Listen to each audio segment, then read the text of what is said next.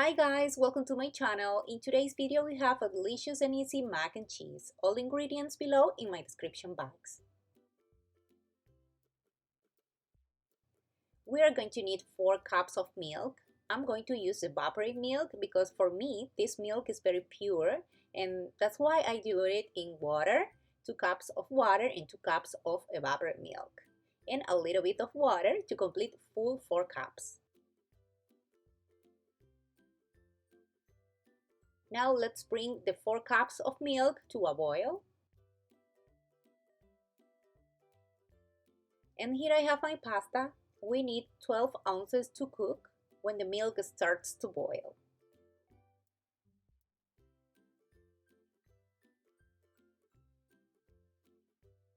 The milk has already started to boil, so we are going to add the pasta.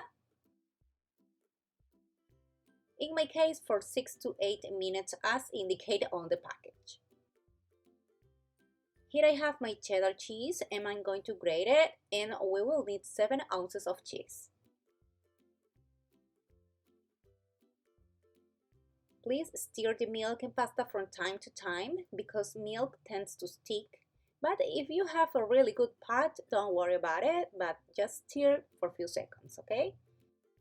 At this point, we are going to add salt, black pepper, and paprika to taste, and we are going to combine everything. After 6 to 8 minutes, I'm going to see how is my pasta. And it's al dente, so I'm going to turn off the heat. And finally, add all cheddar cheese until it's completely melted. And right now, I'm going to taste. And wow, it's delicious, guys. I'm ready to serve. And this is the final result.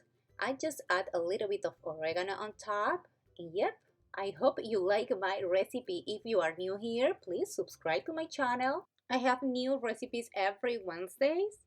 And please follow me on my social media. And now I have a delicious handmade treat for my little girl.